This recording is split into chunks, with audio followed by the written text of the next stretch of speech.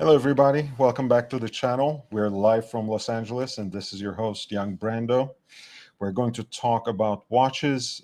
We are going to talk about the GPHG nominees specifically. They have just been announced. You guys know from a few weeks back that I went through the competing watches, which were the watches submitted for competition without really any filter, without any sieve, so to speak, without any sort of elimination. They have finally come up with the actual finalists, which they call nominees.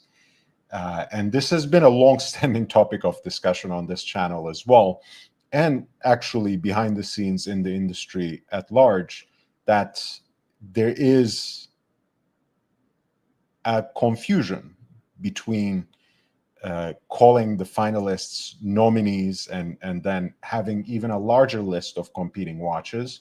But I think at this point, I can only say that they benefit from this confusion because they are hell bent on perpetuating it. They are, I have to think that they're doing it on purpose because there's no other way why they would have this sort of unnecessary confusion continue otherwise. Anyways, but I'll save some of my rant for later. So I hope you can enjoy the show. Please hit the like button. Ryan, nice to see you, man. Shalom, shalom. It's nice to see you. As always, I'm gonna warm up my vocal cords, so to speak, by talking about some interesting watches I've seen in the last few days, and that I've posted about on Instagram. As a Spurs fan, as a Tottenham Hotspur fan, I was quite excited about this signing. Let me know if you want me to go in detail about it, whether you want me to talk about football at all. But Xabi Simons, a Dutch international, has just joined Tottenham, and especially after James Maddison got injured, we were in dire need of some talent in that position specifically. But anyways, he's young. He has a lot of potential. He can be really good. We'll see how it turns out in the Premier League. He was wearing, however, a watch that I really like. So his watch game is certainly up to par, even beyond par, really. He is wearing the Audemars Piguet Royal Oak double balance wheel, open worked in stainless steel, with the so-called salmon dial. As you guys know, I've been one of the early proponents of bringing back the salmon dial, bringing back the pink dial, and it's become a whole trend since. I'm not saying people have picked up from me, but I have sort of foreseen it. Again, not due to prophecy or anything. It's just how the industry works, right? You know, if one brand comes up with a certain take that is simple enough to implement, it will only take one cycle, and even actually shorter than a product cycle. It will just take 1 year for everyone else to adopt it when it's as simple as something of a dial color. Of course, here it's harder to speak of a dial color. What you have is an open worked movement that is in hues of pink gold, which I think is a beautiful contrast with the white metal case, which is here in stainless steel. And as you can see, the hexagonal bolts in this model, as well as its counterpart in black ceramic, which was a limited edition, were also in pink gold since the very beginning. Of course, since the first Royal Oak Jumbo in 1972, those hexagonal bolts on the octagonal bezel have been rendered in gold. pardon me, in 18 karat gold, because I have been told that the prototypes that were actually soaked in jars in Le Processus were actually corroded initially when they used stainless steel bolts, which, it turns out wasn't stainless after all. So since those early prototyping stages of the 5402 in the early 70s, the bolts have been rendered in gold, and here in pink gold specifically. It's a cool watch, but it does sort of show you how the 41 millimeter case, depending on your taste, can hold you back, right? Shabby Simmons doesn't seem to care, but I do think it's maybe a smidgen too big on his wrist. But then again, the open worked movement, the general exhibitionist, so to speak, nature of the watch, perhaps it's ought to be big, but that's a decision for you to make. This is the 15407 ST. You can find all the details, including the exact extended reference number, on the Instagram post. So feel free to jump on there, hit the like, and if you feel so inclined, please leave a comment as well. This was when Shabby Simmons was announced at the Tottenham Hotspur Stadium, which still doesn't have a sponsor. I can't believe it. It's been so many years by now. We were supposed to get some money out of this. Still nothing. Very interesting. Fat Joe, who has been slimming down, by the way. I like seeing him getting fitter and fitter.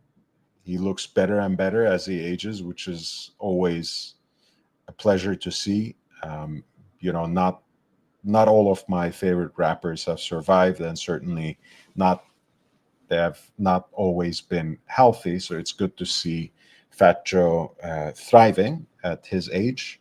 And he's wearing some interesting Bottega Veneta shades, I think, that kind of look like ski goggles. And he's wearing a Patek Philippe Nautilus flyback chronograph travel time, which I sometimes like calling these the Nautilus offshore, because in terms of its dimensions, in terms of its sheer size, it's in such a different league than the kind of elegance, sleekness, slimness, and ultra thin almost nature that I associate with the original Jarajanta design. Nevertheless, because of the utility and popularity of the complications that it combines, it's been a popular choice. This is the reference 5990 line 1A.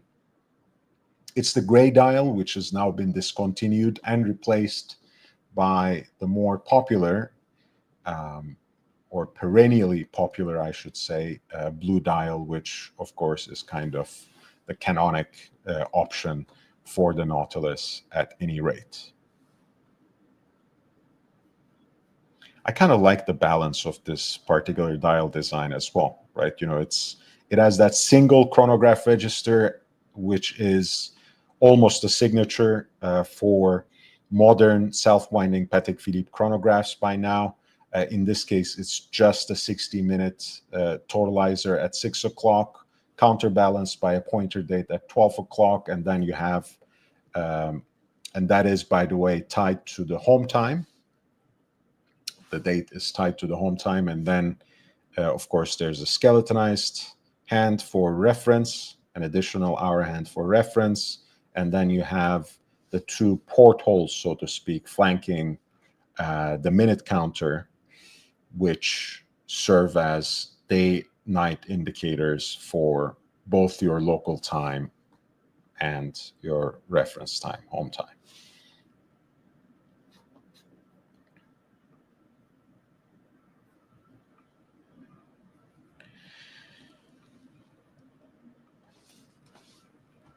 Then it's the Beebs again. I'm very happy to see him too. Cloud Ken says, I've always thought of the Aquanaut as the Nautilus offshore. I'm sure you have your reasons, Cloud Ken, but the way I meant that about the 5990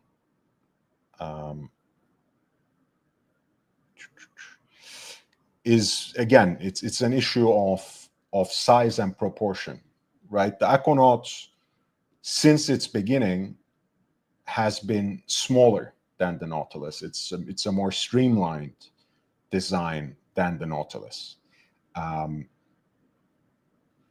And when it comes to the more contemporary examples, of course, there have been the jumbo Aquanaut has gotten bigger and bigger, and there's now an extra jumbo, so to speak, in terms of the white gold examples, the 5168. So that's another thing altogether. But the offshore was bigger, was bolder, was sportier, rather than having the more ultra thin, almost dress watch like nature or wearability of the Royal Oak Jumbo, which has persisted. I mean, one of the smartest things that AP has ever done is to have somehow kept that canonical 39 millimeter jumbo extra thin, as it's now called. The Beebs is back with his watch game. A few days ago, we talked about how he was making a smoothie run to Creation Juice, wearing his gold Daytona, yellow gold Daytona champagne dial. He has this time showed up to his basketball game that was organized by the league, which I think is kind of an exclusive pickup game event organization thing. He basically had a team called Skylark against the team of live streamer with the name Neon. You might know him. And Justin Bieber was wearing, as he was sharing some intimate moments with Haley, with his wife, a 34 millimeter example of the AP Royal Oak in white ceramic, which, by the way, happens to be the only white ceramic Royal Oak still in serial production, still as some part of the AP catalog. Everything has been discontinued. I've heard all sorts of rumors about it that I can't confirm, but the fact that there is one example that remains is interesting. This, by the way, is also, again, a piece that thrives on pink gold accents, right? All the dial furniture is pink gold, so are the bolts, and you have the silvered white dial that gives the watch an otherwise monochromatic look. I was so not expecting to see this when I first came across this photo. Even I was dreading to zoom because I thought it may be some sort of G-Shock or something, but Justin Bieber actually has good taste in watches. When he wants to try, he does pretty well for himself.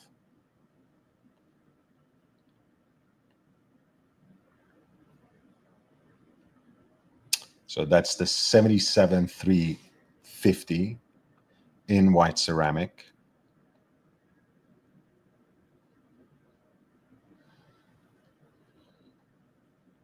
Hi, Robert. Nice to see you, man. Cloud Ken says he calls the Aquanaut Nautilus offshore because it's uglier, big pattern dial, rubber strap.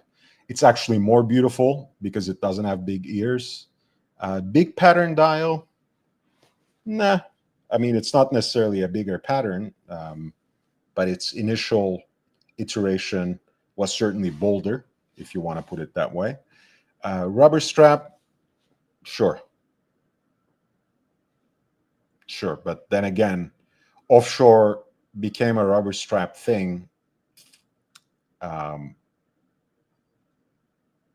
over time, in a way, right? Because in many ways that became AP's platform to experiment and collaborate and whatever else, and that was a way of also making it slightly more accessible. When the offshore first came, it wasn't a rubber strap watch, right? The original design had exposed rubber, the gasket between the case and the bezel, the pushers for the chronograph, which again was a new complication and something that was not offered until then with the Royal Oak, and was only offered much later in the Royal Oak as well. And yeah, anyway, tastes. Horses for courses, as they say. I think the Aquanaut is actually a better design than the Nautilus. I know I'm a Gerard Janta fanboy as everyone else, but some designs that he made are not as good. And I know I'm going against the grain here and fighting a losing battle, but I've never liked the Nautilus. And you're saying the irony is that this is a woman's watch, but it looks good with a wife beater. I don't know. I think actually the 34 millimeter Royal Oak looks just fine on a man's wrist. If you're a big guy, that's something else. But if you are a normal sized person, average sized person, it looks just fine. The integrated bracelet watches really don't need to be 41. And I think, eventually, as long as they don't continue this silly policy of always giving priority to female clients for 37 millimeter and 34 millimeter Royal Oaks, you will see that men in the next 10 years or so will continuously lean towards this. Because believe me, again, with men of average size, 34, it's less so the case that the 34 looks small. It's often the case that the 41 looks too big. So, and honestly, the trend with increasing austerity has been towards more discretion. So people prefer smaller watches anyways, because they don't necessarily want to show it off. This has been my favorite find. And of course, the stolen, the one that gets stolen the most often.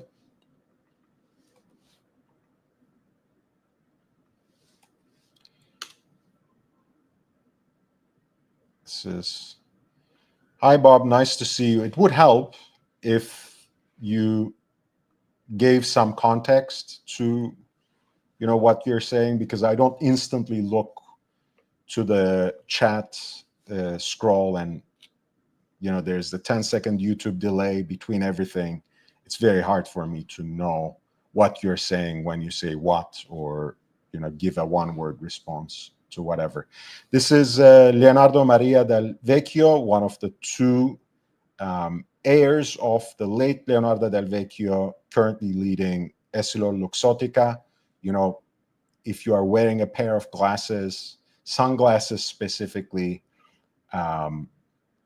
made in Italy, chances are they are made by Luxottica, and they're huge luxury empire that, of course, includes Ray-Ban, Persol, Oakley, and so many other eyewear and glasses related brands.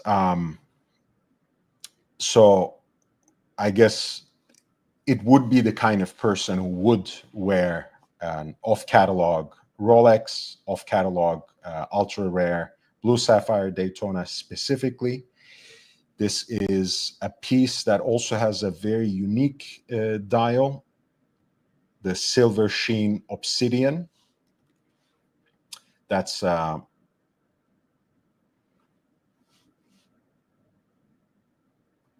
material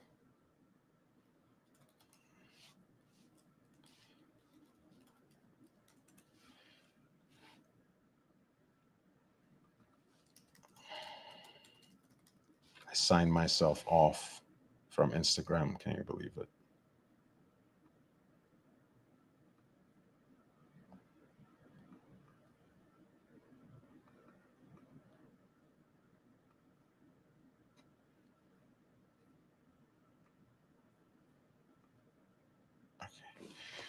That's a material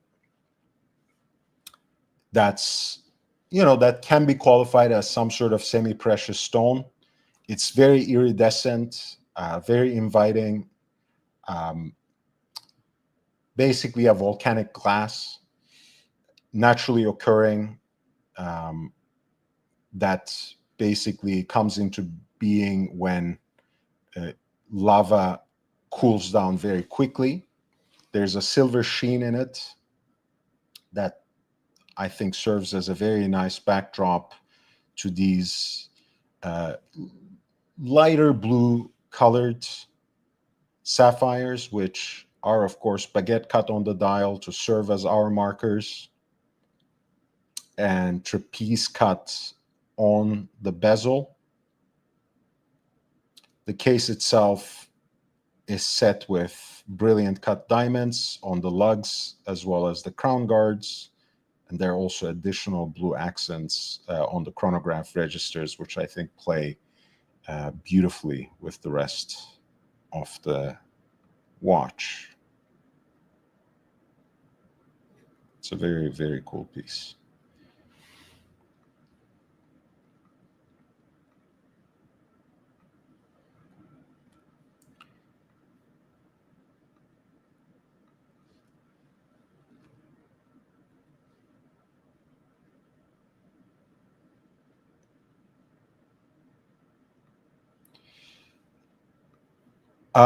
Ken, if you go a little further down on my feed on Instagram, you'll see that I have another photo of him wearing a very special Patek watch when he's with his brother. I'm not gonna dig it up now, but if you're interested, you can certainly pull it up. The Dutch Grand Prix was a thing this last weekend. I think it was actually a very exciting race, even though I'm quite heartbroken because there wasn't a single Ferrari that finished the race, but that's another matter altogether. One of my favorite players in the Serie A, Paulo Dybala, was there. He's also a committed Formula One fan, and he was actually presenting one of his jerseys to the Formula One CEO, Stefano Domenicali, and he was wearing a Day-Date 36 in platinum with an actual turquoise stone dial, kind of like this.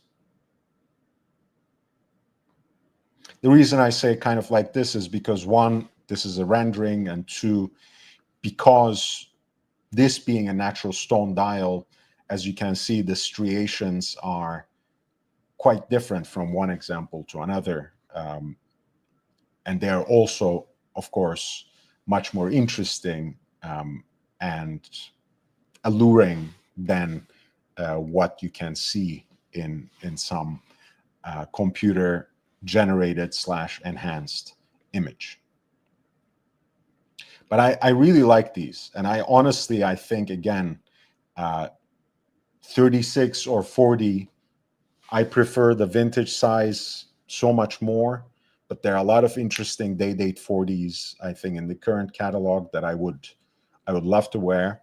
But I always feel like wishing, whenever I see this, that they offered it like they used to do in the olden days, without any indices, without any hour markers whatsoever, right? I would much rather see that than this particular thing. I think it has something to do with the fact that they really present this as a more feminine option, more than anything, to be fair. So it's not really a watch that's made for me. But when I see someone like Paulo Dybala, a professional athlete, wearing it, it looks quite fine on men as well. And look, I mean, the guy is called the Jewel himself, so he can, if any man can, he can wear some diamonds for sure. This is a fantastic piece by probably the hottest Italian actor in the last decade or so, Pierfrancesco Favino. He has become something of a national treasure in Italy over those years as well, over the last years. And most recently, he's acting in this movie that I really want to see. That's simply called Il Maestro in Italian, and My Tennis Maestro in English. He plays this shot tennis player who just stumbles out of some treatment clinic and starts tutoring this young kid in tennis and prepare him for national tournaments and stuff. Anyways, it's an interesting plot. I like him as an actor. I loved him in Rush, even though his role was quite incidental. I loved him in Callas.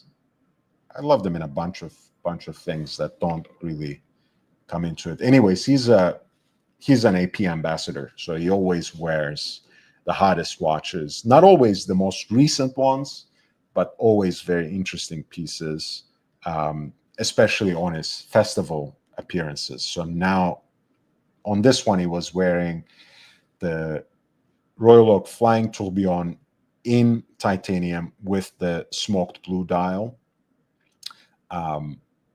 This is, tourbillons have been a thing for AP self-winding tourbillons specifically since mid-80s. And the idea of a Royal Oak tourbillon itself goes back to 1997, the 27th anniversary of the design. But the Flying Tourbillon is a relatively recent introduction to the Royal Oak collection in 2020. And this particular variant, the reference 26730, was only introduced on the 50th anniversary itself, so 2022. I really like the dial design on this one, both because the minute track is rendered in a way that makes it look like a sector dial. There's certainly that influence in that design. I also like the fact that the dial has a very unique color, kind of like a slate blue, and a sandblasted finish that makes it go really well with the titanium case and bracelet material. And as you can see, Favino models it pretty well in all sorts of formal and casual clothing. And all of this is from his appearance for the movie at the 82nd edition of the Venice Film Festival.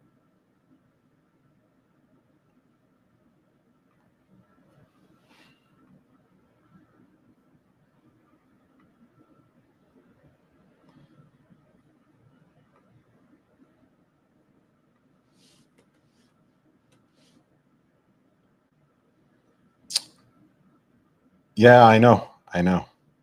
You were just talking about those in Aussie's Discord, no? Yeah, I don't know. I'm not sure. I do like um, I do like the platinum ice blue combination in Rolex and in Rolex Day Date specifically. I'm not sure if I prefer the smooth bezel or the fluted bezel. Again, as someone who likes, identifying watches in pictures, of course, I had it much easier when smooth bezel was a platinum thing, and the white gold would always come with a fluted bezel. But as a collector, I'm not sure if I care. I don't know. I don't care if I have to choose something that has to stand out a certain way, that people have to know that I'm wearing platinum.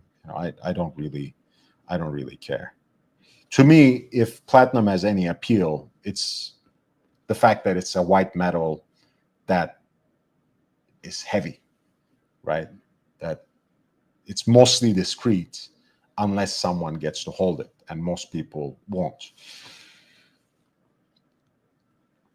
It's been very exciting for me, at least as a watch geek, to see all these Debitune ambassadors wearing their watches, wearing their specifically DB28 excesses in competition, whether it's golf or more likely tennis.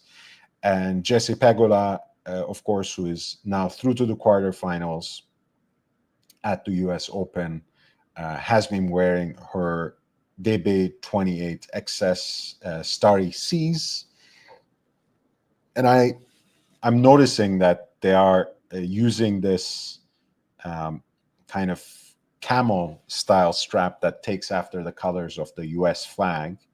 And I like that, right? The three tennis ambassadors of Debitune are Americans, if I'm not mistaken, right? Tommy Paul, Jessie Pegula, and Emma Navarro. They're all Americans. I don't think Emma wears this particular strap, uh, but anyways, it's available. They wear it, and I think it looks kind of cool. And I always like the fact that they're actually playing with it. It's a nice change um, to see someone playing actual sports with a serious watch that's not a Richard Mille, right? I like saying, I like seeing that that's not an exclusive territory for Richard Mille. Cloud Can says smooth bezel looks good with the Prezi bracelet, in my opinion. I don't know. The President bracelet is just a good looking design. Um, and it pairs so nicely with fluted. I'm not sure if I can say it looks better with the smooth bezel, but that's why we have different tastes for different people. It's honestly the only smooth bezel Rolex that I actually like is an Explorer. So I just don't like many Rolex watches that have smooth bezels. It either has to be something functional, utilitarian, like the Submariner, like the GMT Master, um, like even the Explorer 2, even if it's not rotatable, or ornate, like the fluted bezel, which of course has its origin in some sort of utility, but obviously it's just a decoration now. Last but not least, here we have the NBA champion Pascal Siakam, the Cameroonian basketball player who, of course, won in 2019 with the Raptors, but who now plays for the Pacers. And he is wearing a jersey for the Netherlands football national team, and he is also at the F1 Dutch Grand Prix visiting of course, Verstappen's garage, the Oracle Red Bull Racing team, and he's wearing a Royal Oak on leather strap. This is the 41 millimeter from 2 generations ago now. It's the reference 15400 OR. But, I kind of did a side by side, whatever you want to call it. Of course, they are vertically placed here of the one that he's wearing and the most recent model in the same genre. Of course, it's a full frontal look, so it doesn't quite take into account elements of the case design, but that would be another topic, another post altogether, which perhaps I should have done. But this is how ultimately it came out. CloudCan says, I would like to be tuned better if it weren't owned by 1916. Please elaborate. Please elaborate. Do you not like the fact that they are owned, period, right? Because sometimes people don't like the fact that independent watchmakers are no longer independent, technically not independent anymore. Or is it specifically a 1916 company problem? I would love to hear more. Again, the great thing about this channel is I'm not employed by any of these companies. I'm not seeking employment by any of these companies. I couldn't possibly care less whether they like what I say, whether they can take the criticism or not. So by definition, I provide an open platform. But hey, that also means, right, I need your support. So hit the like button, stay subscribed on YouTube, follow me on Instagram, and whenever you can, please show your support through ways that YouTube provides you. And I made the humble goal of 5 super chats of $5 or more for the first hour, so I can go for another hour. And if you have other ways of supporting, I describe those with the links I provide in the right below the video in the video description. So please take a look there as well. CloudCan says, no, I don't like AD-owned brands in general. Bukhara, Vempe, too much potential for manipulation. The Bukhara part is a reference to Rolex. I guess in that case, the relationship is the other way around. But I get your point. I get your point. Although,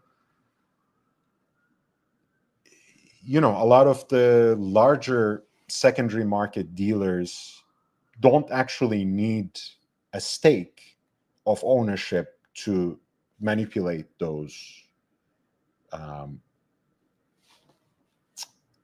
market values for certain watches, right? 1916 company doesn't own Alan Gonzone. They don't own any part of it. They don't have any stake in Lange, but they have certainly been directly involved in how Alan Gonzone trades on the secondary market for quite a few years now. They don't own any part of FP Jaune. Perhaps they tried to buy a stake, but they weren't successful. Yet, again, 1916 company has had a considerable involvement how these pieces have been valued. There are other, I don't need to name any specific ones.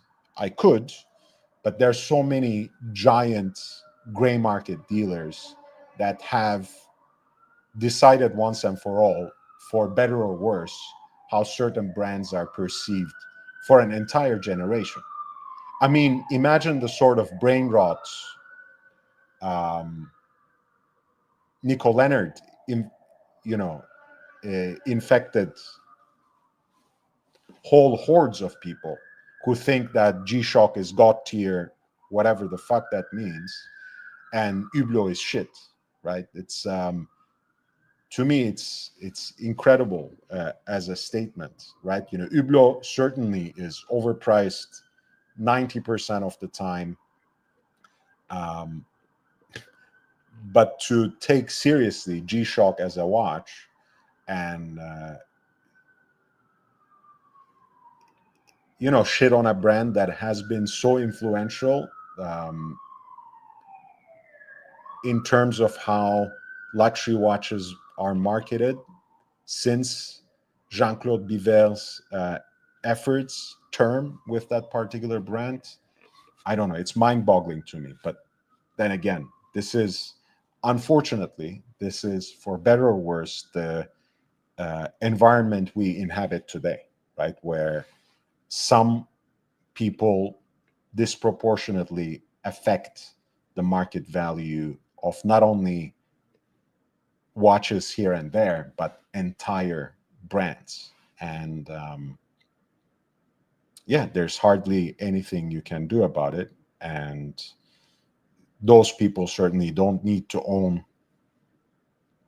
those brands or any part of those brands.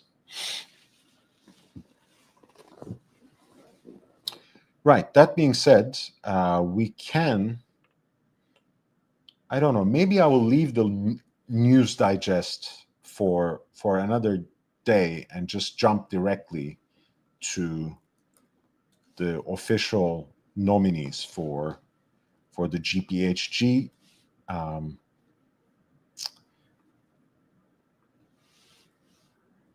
So I will drop the link right there if you want to take a look yourself. The gala is going to be in November. We have already gone through the larger list, the long list, so to speak. These are the finalists that are, in their terminology, called nominated timepieces. They're still divided by categories. They're also awards for horological revelation of the year, chronometry. I think there's an award for eco sustainability. There's, of course, the real Grand Prix, the real grand prize, the Aiguille d'Or, that is awarded to one of the watches that have been officially nominated, kind of the best watch of the night or the year. I have gone through the usual caveats, so I will just summarize it. Obviously, GPHG is like any other industry award show. It has its usual shortcomings, but perhaps the most important one of them is that it doesn't really include all the brands, not even all the major brands. Rolex doesn't submit any watches to this competition. FP Jaune, for quite some time, doesn't submit watches to this competition anymore. A lot of the brands from the Richemont group don't have submissions. Swatch Group boycotts it altogether. So it doesn't encompass even large swaths of the industry. But as imperfect as it is a good way to gauge certain trends. It's a decent way to keep the pulse of the industry at large. And we will start with the ladies category. I think all the categories have 6 finalists, so it's easier to get through this time. We have the AP Royal Oak Mini Frosted Gold Quartz Powered, Jaraganta Gentissima, Orsan Fire Opal, Louis Vuitton tambour convergence in platinum, the Piaget 60, Tiffany and Company Burden Rock Legacy Tanzanite, and the Voutilainen 28CG. Let me know if you want me to take a closer look at any of the nominees. I will practically give you one, who I would like to see win, and two, what will likely win. In this case, I think I would love to see the Voutilainen 28CG to win. Obviously there's a lot to like about Voutilainen, but what I like about this particular piece is how it features the new extended lug case for Voutilainen. I didn't have so much of a problem with the classic case design with the teardrop lugs, or the more recent cushion-shaped case. But it's good to see that they're offering different kinds of options. And I think this is just a beautiful design. A little bit too busy for me.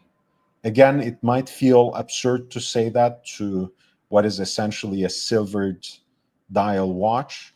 But of course, the signature guilloche decoration, the hand engine turned decorations on the dial, which actually come in three different patterns, make it a little bit messy for my taste anyways. But there we go. I think still this is a beautiful watch. Simple, elegant, wearable, and still quite recognizable as being a Voutilainen, because it carries all the birthmarks from the handset to the dial decorations to the oversized crown, even if the case design is relatively new to the brand. What will win? I think it will be the Royal Oak Mini. It has become extremely popular, generated a whole new hype. I was sort of disappointed that they have been quartz powered, but I think more than inertia, more than the laziness that I think, at least in part, characterizes a lot of contemporary AP. We can get into some detail on that on another occasion. It's really the idea that this would be a pick up and go jewelry-like piece for most women, rather than being a piece that is a serious work of horology. I think really that's the main reason that these mini Royal Oaks actually are quartz powered rather than being operated by a mechanical movement.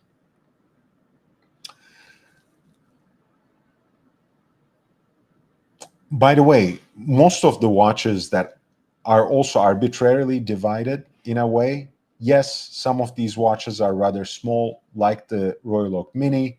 Yes, some of them are, you might even say, heavily gem set. But at the end of the day, sometimes a watch like the Voutilainen 28CG slips in here that could have been also worn by men, just like a lot of the men's watches could be worn by women. By the way, also the patronage aspect of these pieces are always, everywhere to see. There's the token independent. There are 3 watches from LVMH between Tiffany & Co., Zara Argentin, and Louis Vuitton. There's Piaget which is one of the prestige jewelry houses that are owned by yet another luxury company, of course, Richemont specifically here. And then you have the AP. So the usual suspects in a way. Ladies' complications. We have another AP, code 1159, flying tourbillon, which, by the way, introduced that new flying tourbillon movement even before the Royal Oak, with their stamped guilloche pattern dial. You have another favorite, another darling of the GPHG awards, Chopard Imperial Four Seasons. You have the Frank Muller Round Triple Mystery Watch. You have the Gucci Interlocking. You have the Hermès 4 Le Temps Suspendu. And you have the Jacob & Co. The Mystery Tourbillon 44 millimeter.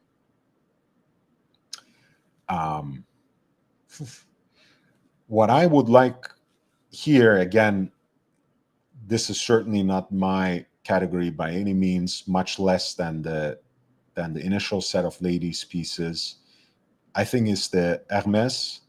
I really like the Hermès cut as a design as much as I liked the Hermès H08.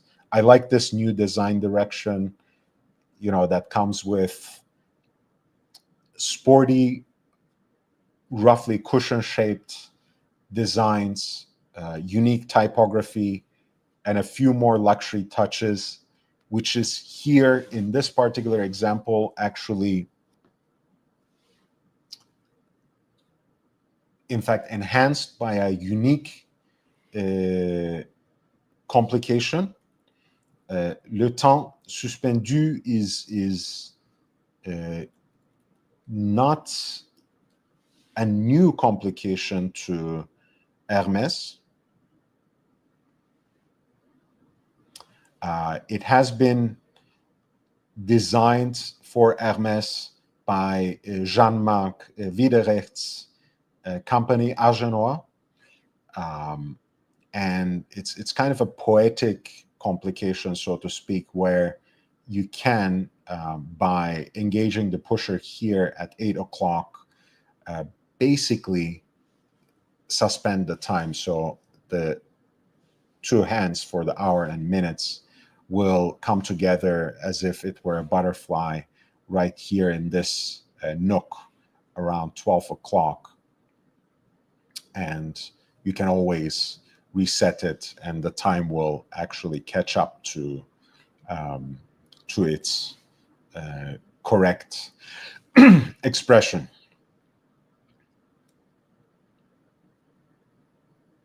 I also like the colors. I think red on red or pink on pink, pink on red, whatever you want to call it, with a pink gold integrated bracelet and red tinted sunburst style.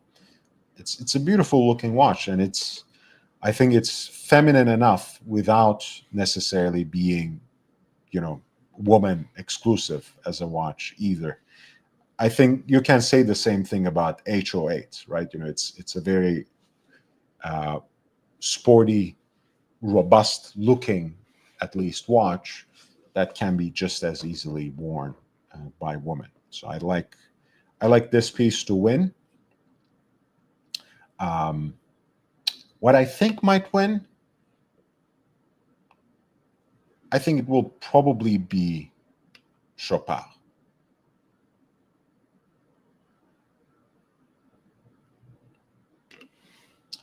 It's a very beautiful piece, very ornate, deliciously gem set, and I think it not only has a unique enough and interesting enough complication, which is a rotating disc that completes a full revolution over 365 days, with the cycle of the seasons, so to speak. That's why it's called the 4 seasons. And I think, again, it's a good balance of different elements of métier d'art, so to speak. There's gem setting, there's the mother of pearl marqueterie on the dial. So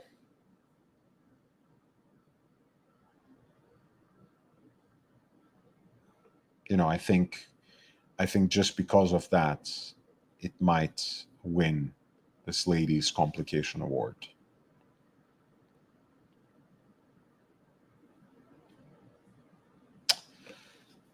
There's the time only category, which I think is pretty self-explanatory, not only because, again, it's simple, but also because this has been the trend for a lot of the industry, right? If in the early 2000s, high rolling collectors went for unique takes on horology, complicated pieces, these days the trends really tend towards time-only pieces by independent makers. If it's not, time-only watches, whether in the smaller dress watch form or larger sports watch form from prestige makers. But at the end of the day, time-only is probably the most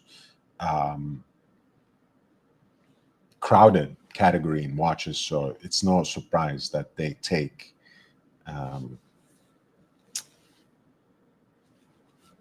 their own category.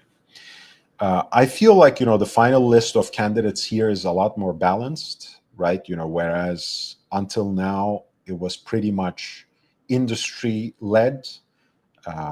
Daniel Roth Extra Plat Rose Gold. I think that's a beautiful watch.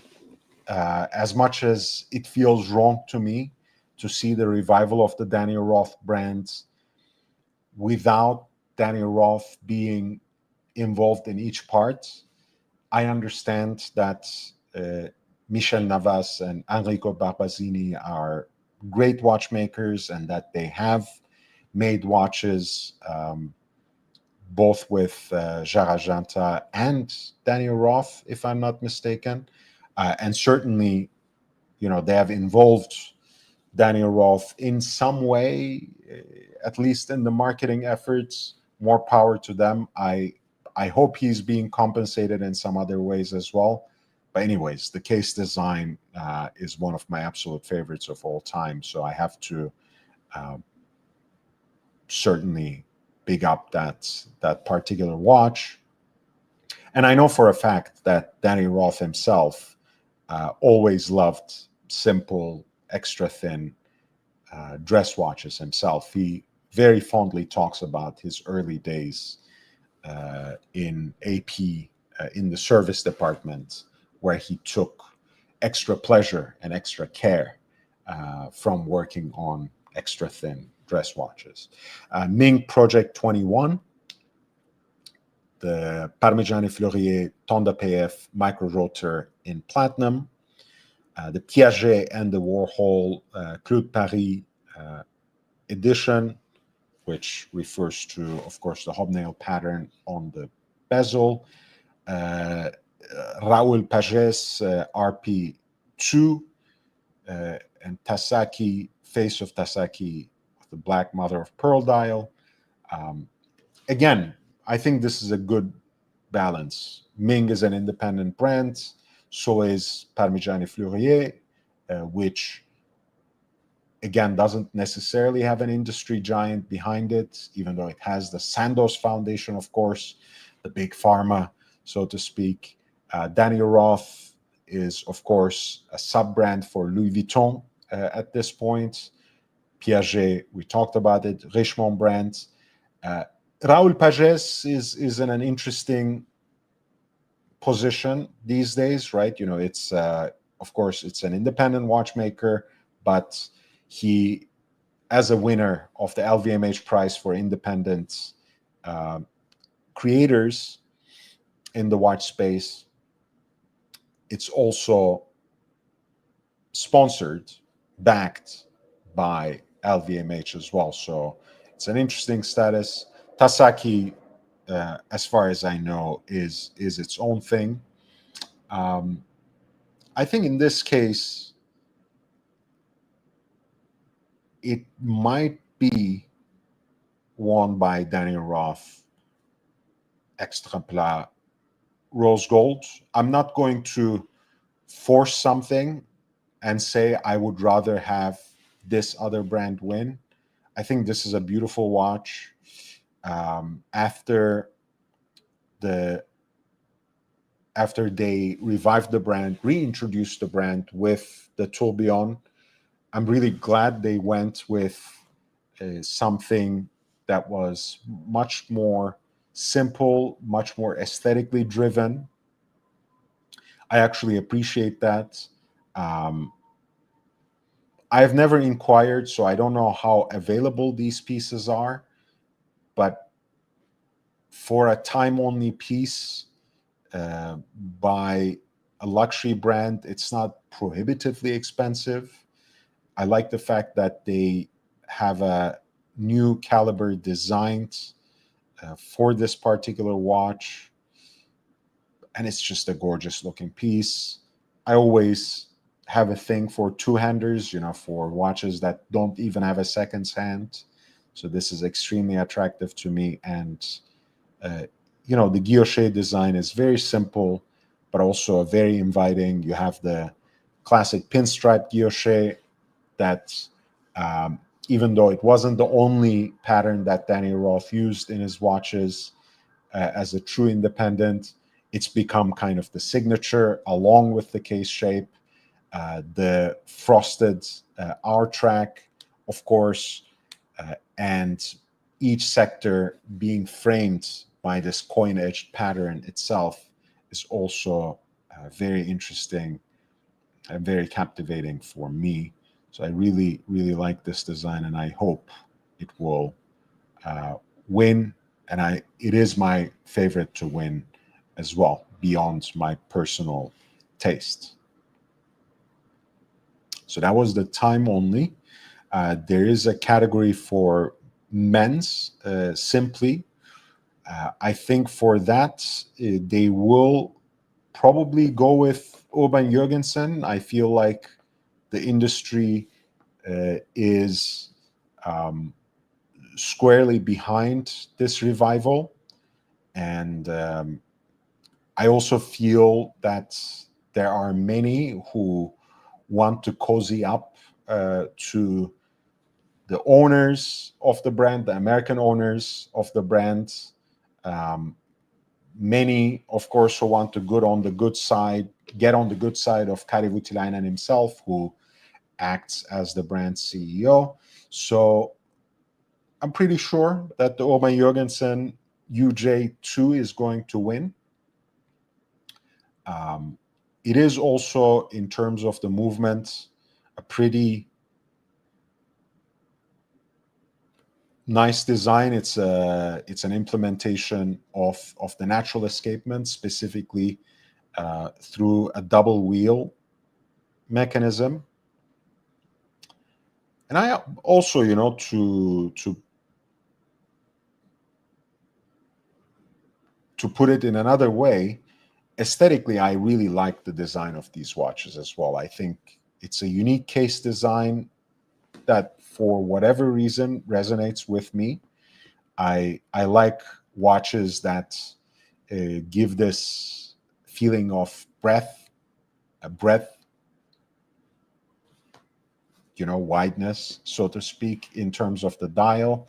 Um, I like stubby lugs for whatever reason, um, and they are very angularly and uniquely rendered here.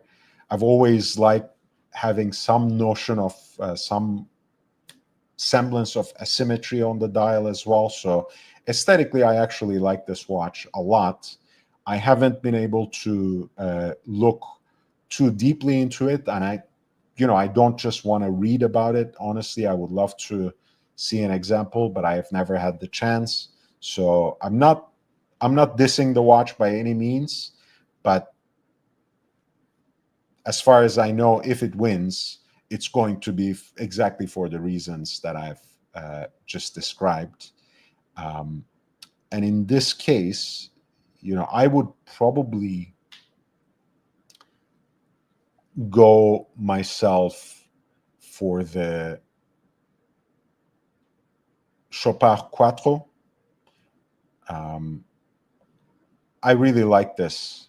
Uh, I'm a big fan of LUC Chopard. I also always loved their quadruple barrel movement, which, despite its 9-day power reserve, remains quite wearable. And platinum and some version of an ice blue dial is a great aesthetic, and of course, it's been part of the horological design language, canonized by Rolex, but of course used by many others. Captain, member for 19 months. Interesting take on Hublot. I agree. Always looking at mechanical tennis watches, and Hublot, Norcane, and De Bethune are three I'm considering. I don't know, Captain. I think it shouldn't even be unique or interesting. It's just we have become so. It's become a meme. The whole thing of hating on Hublot. It's just a meme, right? It's not. It doesn't really have any basis in truth, right? They're certainly not the only overpriced luxury watches. Um, Everything that they're blamed for, you can at least give 3-4 examples from other brands. But again, I don't want this to become uh, an Hublot apology, or an alternatively, I don't want what I'm saying to be construed as an attack on Nico Leonard either, because he knows exactly what he's doing, right? His whole brand is generating memes. That's what he does, right? That's his approach to social media. He's not really trying to create actual horological knowledge. He, at least from what little I've watched recently from his videos, there's very little actual insight. Most of it is about his persona. So it is what it is, right? I can't possibly take what he says about watches on social media seriously. And I know, by the way, I've seen him on some panels on live streams. Beyond his personal interests, and you can read into them pretty quickly, he actually is a very different person, right? In even in the intimacy of those live streams, right? You can actually talk watches with the guy in that context. But of course, most of what he puts out there in social media is just appallingly low quality content. What can I say? Man's complication. The Okay, sorry, I didn't count the men's one by one. The 6 final candidates were the LUC Chopard Quattro Mark IV, Garrick S3 Deadbeat Seconds Power Reserve, Grand Seiko Spring Drive UFA, Laurent Ferrier Classic Auto Horizon, Urban Jurgensen UJ2 Double Wheel Natural Escapement, and the Zenith GPHG Caliber 135. And I said it's probably the Urban Jurgensen that would win. My favorite being the Chopard LUC Quattro Mark IV. Man's complication. The finalists are the Audemars Piguet Royal Oak Perpetual Calendar 150th Anniversary Open Worked, the Beauvais 1822 Recital 30, the Chopard LUC Lunar 1, the Louis Vuitton Voutilainen collaboration, which is a travel time watch, right? The GMT piece, LVKV02 GMR6, Parmigiani Fleurier Toric Quantième Perpétuel, their new Toric perpetual calendar, and UJ3 perpetual calendar with the double wheel escapement.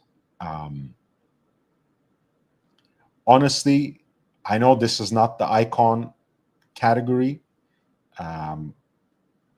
but because it represents the ultimate farewell to what has been the definitive ultra-thin self-winding tractor movement, the JLC 920 base, I feel like they're going to choose the Royal Oak Perpetual Calendar 150th Anniversary Open Works. Of course, specifically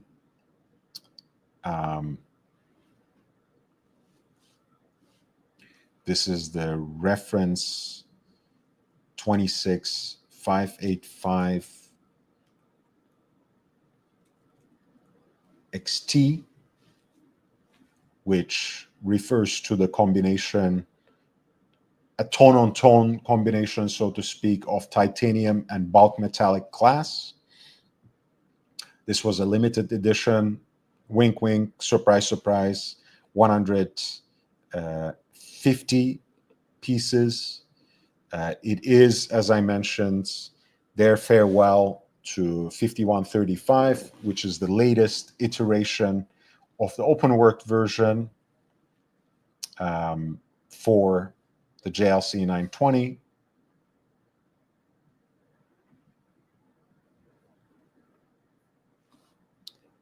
I know it's such a fanboy moment, but down to the stylized script in cursive of the brand signature, I really like this watch.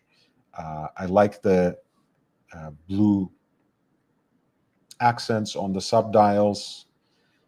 I've always liked the tone-on-tone combinations that AP did, from combining tantalum and stainless steel to platinum and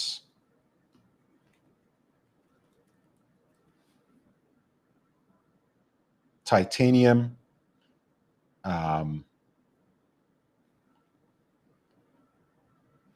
For example, they had a jumbo like this. I think it was called 15202 IP. Of course, they have more recently this juxtaposition of titanium and bulk metallic glass, which they have also employed in a version of the jumbo with the smoked burgundy dial, if I'm not mistaken. So, if for nothing else, I would already be aesthetically inclined towards this piece. And I've always liked AP perpetual calendars. And this is kind of the historic full stop for a certain era. So I think they will probably give it to this. I would also choose this watch for the men's complication category. Although I have to say, in terms of its unique approach to world time, the Beauvais 1822 is a great example. Certainly a worthy candidate for a winner in this particular category.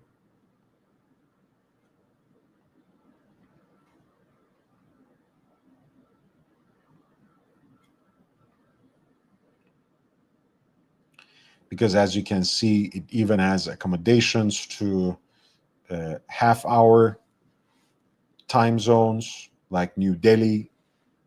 It also has accommodations for summertime, daylight savings time, etc. So it's a great movement, which when you're talking about a man's complications category, perhaps deserve serious competition consideration.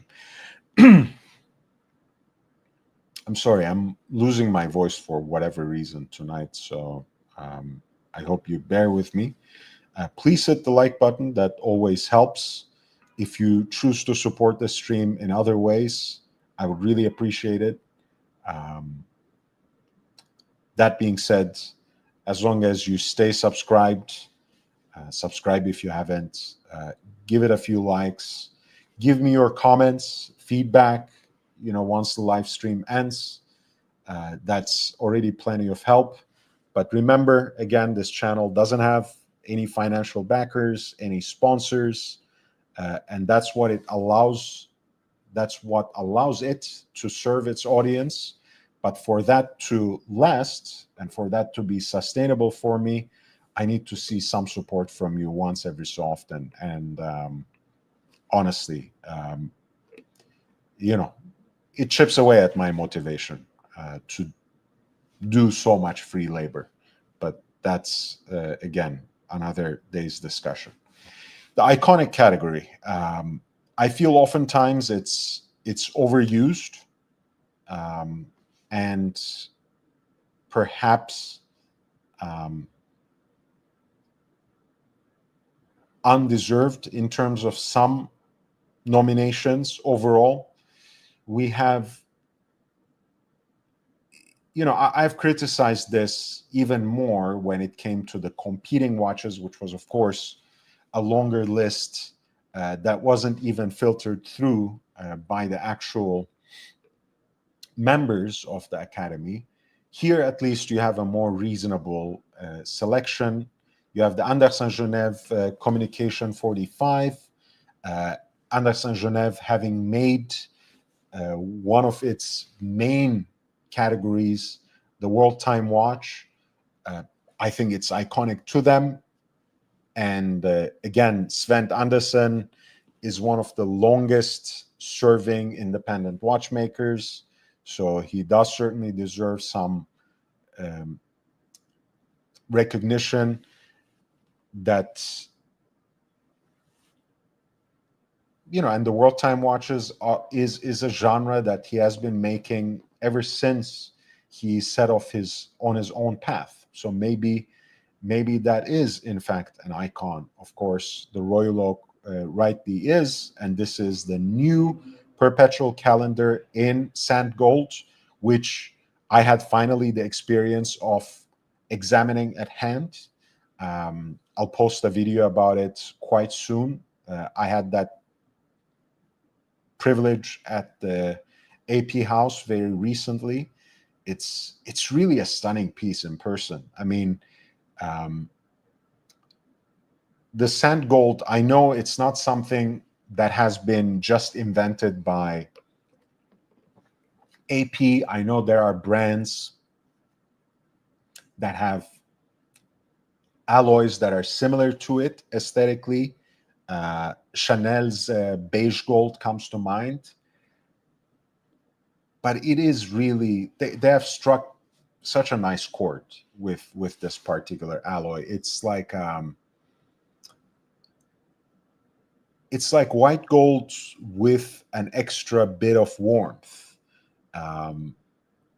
or maybe, depending on how the light hits it, a shade of yellow gold / pink gold that is much more mild and more subtle.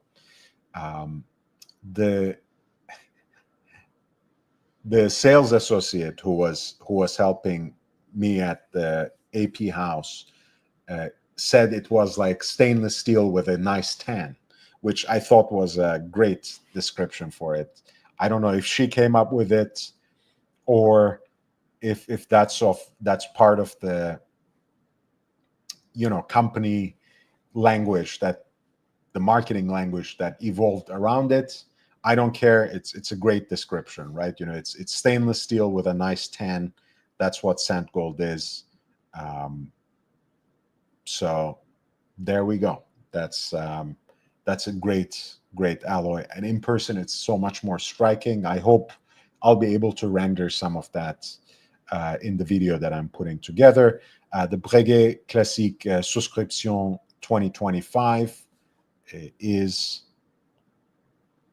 Breguet's celebration watch. They are, after all, celebrating the 250th anniversary of the name. The Bulgari MBNF collaboration, the Serpenti, which they have said, initially they had the idea of marketing it as a Serpenti for men. And then at some point they backtracked, and ultimately Bulgari decided to market it that way anyways. And my joke about it was, you must certainly mean Serpenti for straight men, because gay men have been wearing the Serpenti for quite a long time. But that's another another thing. The Parmigiani Fleurier Tonda PFT Tonda PF GMT Rattrapante. You guys know how much I love Parmigiani Fleurier and how I actually been a huge fan of the Tonda even before the integrated bracelet version, the Tonda PF. But frankly, calling it iconic is a little bit of stretch, right? For me, the iconic is a watch, again, like the Submariner, like the Royal Oak, like the Navi Timer. It's like you can't call the Tonda PF iconic. How long has it been around to be called iconic? Let's pump the brakes a little bit.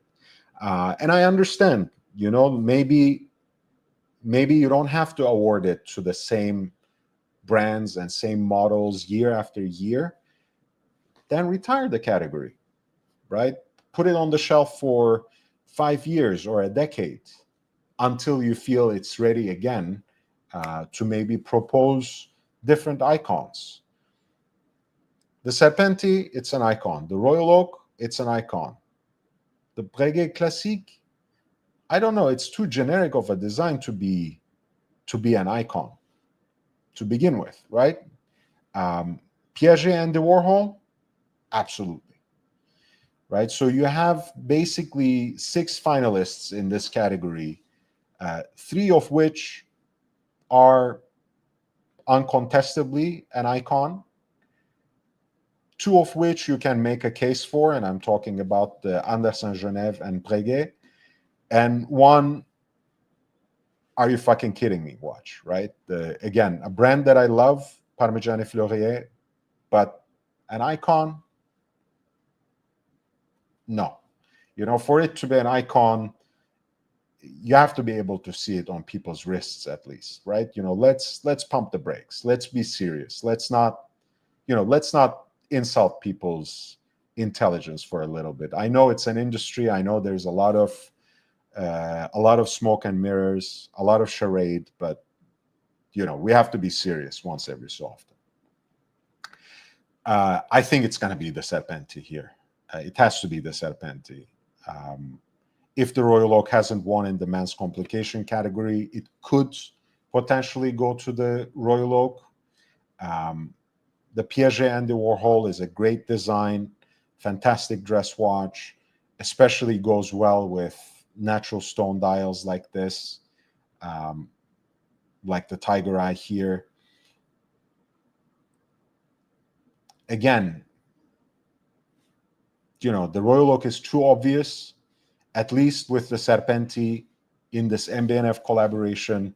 Bulgari and Fabrizio Bonamassa Stigliani have done something very special, something quite original, something that puts together that Serpenti DNA so well with MBNF's design codes that it somehow makes sense for both brands. And sometimes it's hard to find collaborations like that. And for that reason only, it could be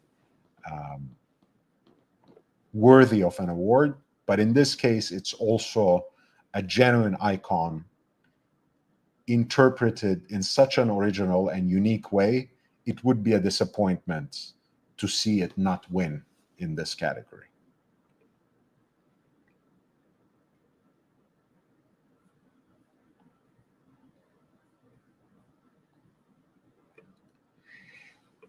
Tourbillon.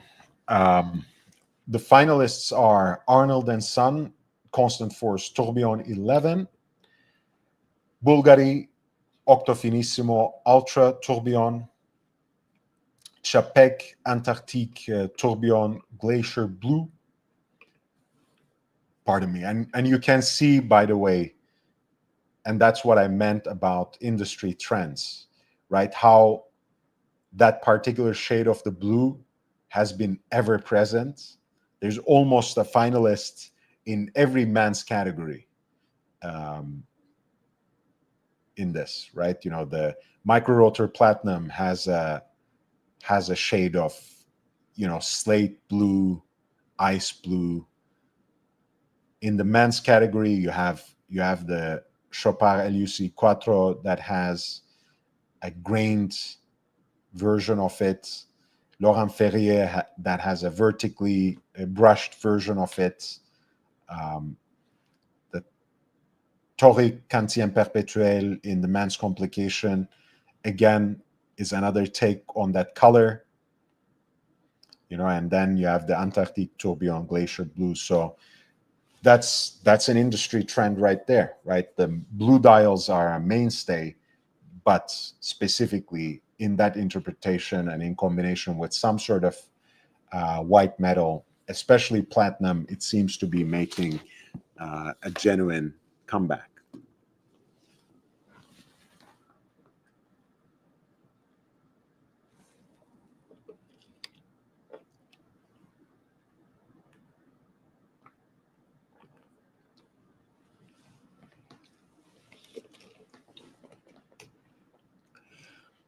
Femme El Hout Möbius. This is a brand and a watch that I talked about both because it was one of the semi-finalists for LVMH, the Louis Vuitton Watch Prize, and also we have talked a little bit about it here as part of the competing watches. Initially, the Louis Vuitton Tambour Taiko Spin Time Air Flying Tourbillon, and then the Urban Jorgensen UJ1 250th anniversary tourbillon with the remontoir d'égalité, the constant force device.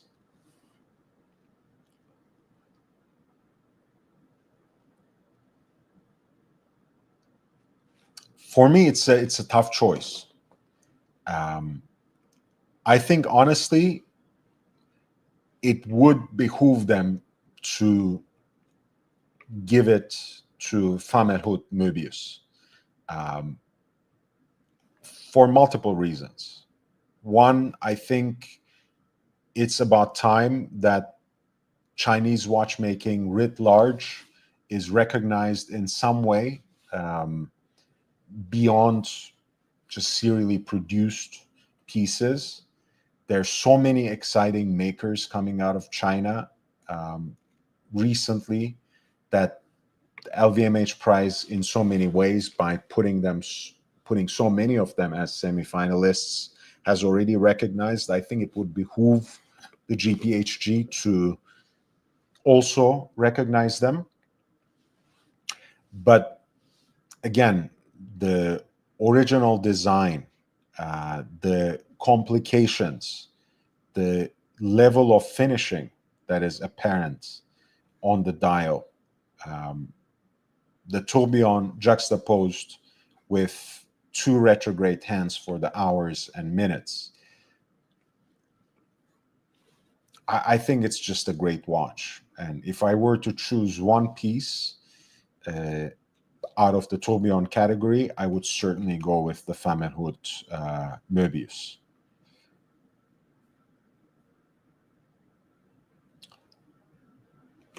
Although, you know, the Bulgari Octofinissimo Ultra Tourbillon being, again, so ultra thin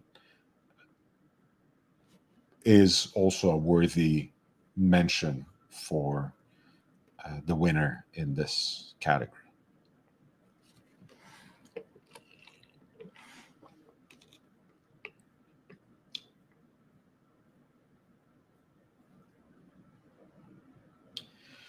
Mechanical exception.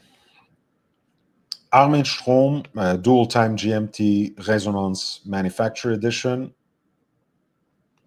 I think this is a beautiful watch, great watch. Rebelle Forcé Nano-Foudroyante. I'm not even sure if Rebelle Forcé needs my endorsement. The Hazeman Monin school watch subscription. This is also a watch that we talked about earlier.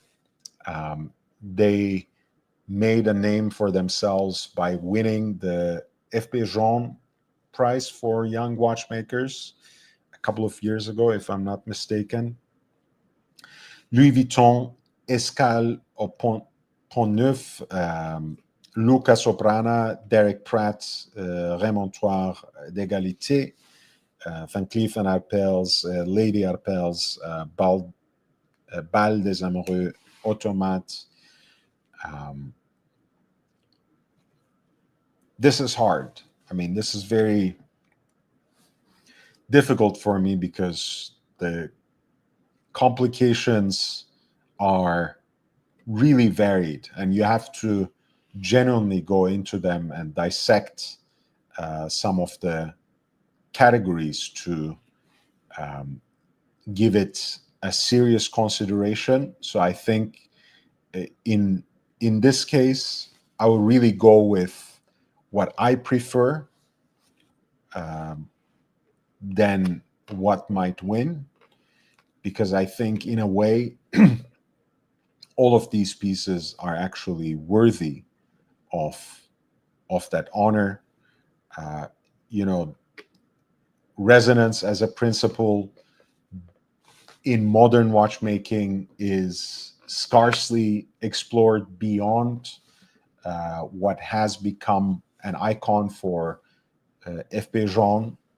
So obviously the Armin Strom and their unique take on the resonance is worthy of consideration.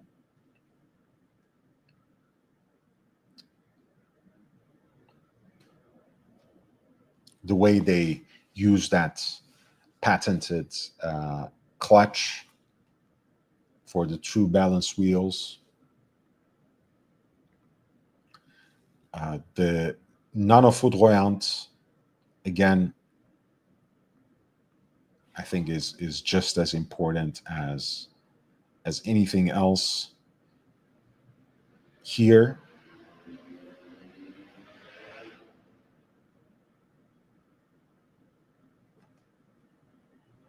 With that flashing seconds hand.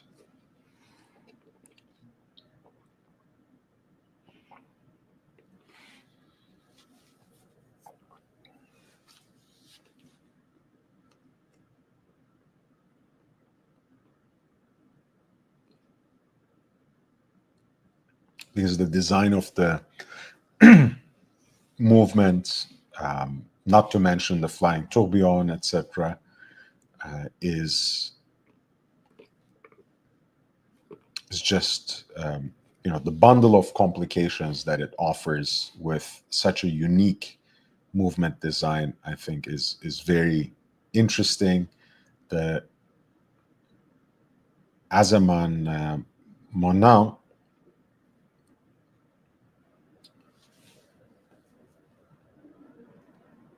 is, again, arguably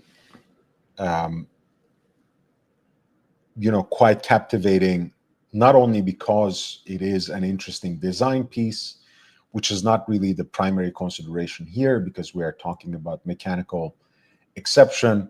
It is also, I think, quite interesting in the way that it puts together two complications that are not always used together or harmoniously, mostly because they can become somewhat power hungry, right? It's the jump hour and the strike, right?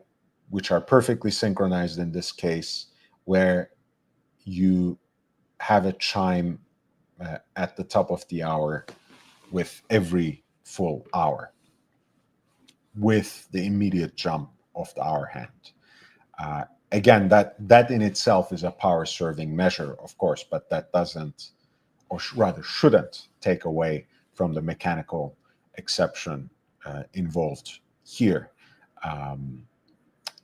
The Louis Vuitton Escale Pont Neuf, I actually have not explored it before, so I don't know much about it. It is a pocket watch, that much I know. I think it is some sort of, or it involves some sort of automaton, which has been a métier of La Fabrique du Temps, right? Which is the heart of Louis Vuitton's watch manufacturer, after all. But I don't have much to say about it. Of course, the decoration of the dial, the gem setting, etc., is itself, I think, quite captivating. But again, are not necessarily the primary part of the consideration here. Luca Soprana being, again, a very well-respected, esteemed independent watchmaker, and the Derek Pratt remontoir d'égalité.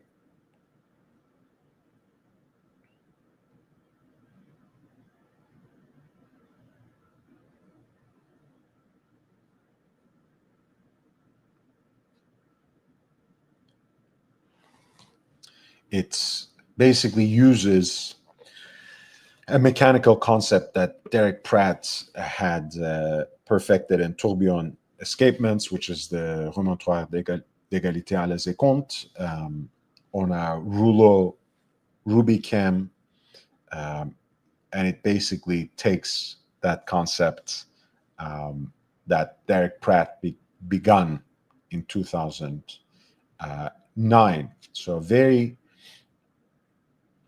I think, just as a measure of that homage, it's a very interesting work, right? You know, I always find it very romantic and honestly very inspiring when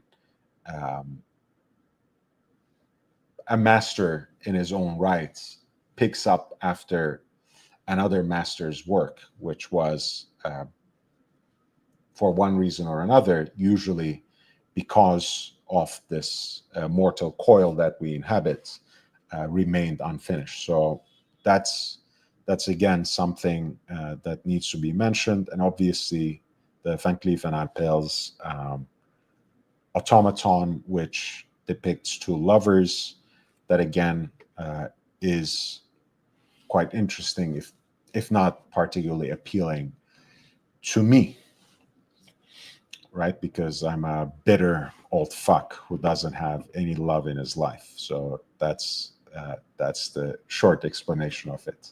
The chronograph category, again, I basically passed over the mechanical exception without offering anything beyond a general description of the pieces, because I think it would be too hasty for me to pass a judgment. Anderson Genève split-second chronograph world time, the first of its kind. The first time these two complications, being the Ratropont, the split-second chronograph, and world time, has been combined in a wristwatch. The Angelus chronograph télémètre in yellow gold.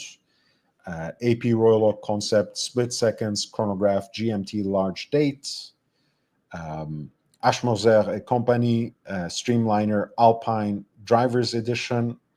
Louis Moinet 1816 chronograph, and Ming 2001 Series 5.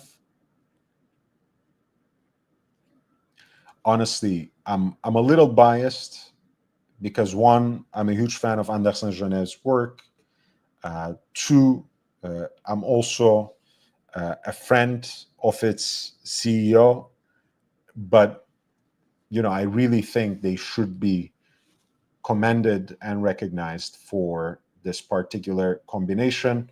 You guys know it's also predictable, right? I keep saying that 5930G has been one of my all-time favorite Pateks. I love the combination of world time and chronograph and the kind of actually homage that it pays to Patek's own history as well, which we talked about on another occasion. But the fact that they used um,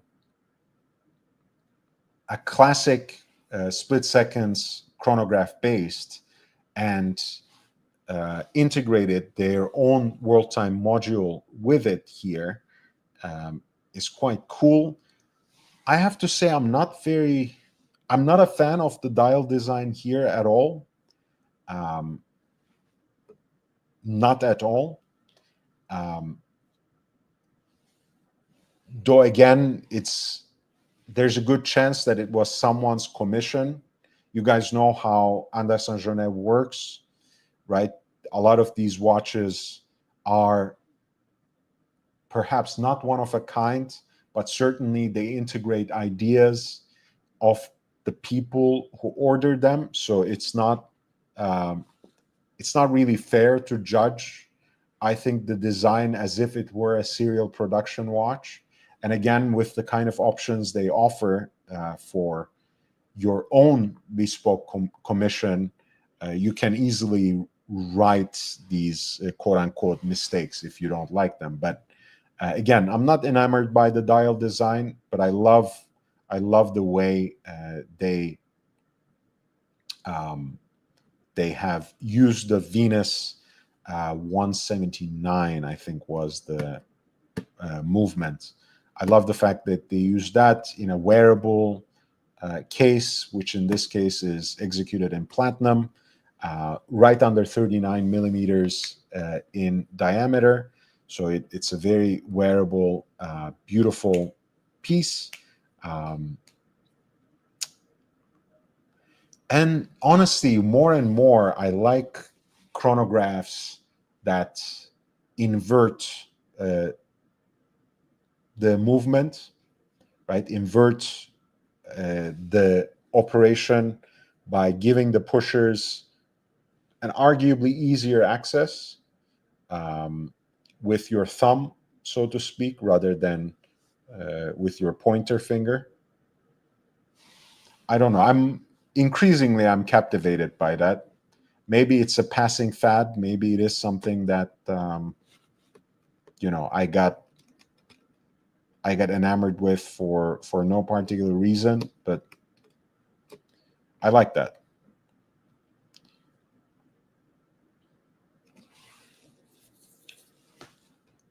That is my absolute favorite, and I am guessing they will probably give it to that watch. Sports. Audemars Piguet Royal Oak Offshore Self-Winding Chronograph, the Chopard Alpine Eagle 41 SL Cadence H8HF, Grand Seiko Tokyo Lion Tentograph, Laurent Ferrier Sport Auto 79, Parmigiani Fleurier Tonda PF Sport Chronograph Ultra Cermet, and Ressence, the Ressence GMT Sports Chic watch type 7.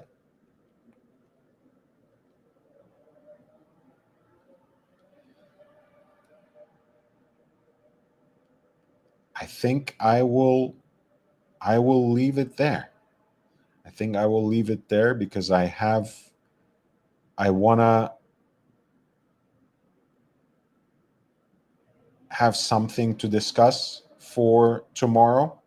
So we'll do a part 2 tomorrow for the remaining categories and maybe talk about some of the watches that I chose and perhaps neglected in some detail tomorrow as well.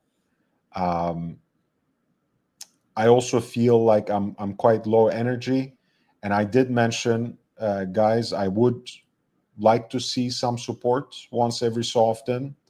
When I don't see it, I don't feel motivated to go for any longer than an hour and a half, which we have long achieved. So thank you for being here. If you have followed me from Instagram and enjoyed the live stream here, please stay subscribed and give it a like. Please feel free to add a comment and give me some feedback after the live stream ends. If you don't follow me on Instagram, that is pretty easy to do. You go to at young.brando on Instagram. That is my handle there. Pretty similar to here, which is at youngbrando on YouTube. I want to talk about some other industry news. Again, I want to remind you that if you happen to be in Southern California, if you live in Southern California, I have a very special event that I'm organizing with a watch brand here on September 18, so a little more than 2 weeks at 5 p.m. If you want to be part of it, if you want to attend this very exclusive event, please DM me on Instagram. I'm happy to include you in the list. That should be pretty self-explanatory. Please let me know, and I will look forward to seeing you there. Beyond that, I don't think there's any housekeeping matters left. I want to see you all hopefully tomorrow, if not a little bit later in the week. But until then, please stay safe, stay healthy, wear and enjoy your watches, and I will see you in the next one. Goodbye.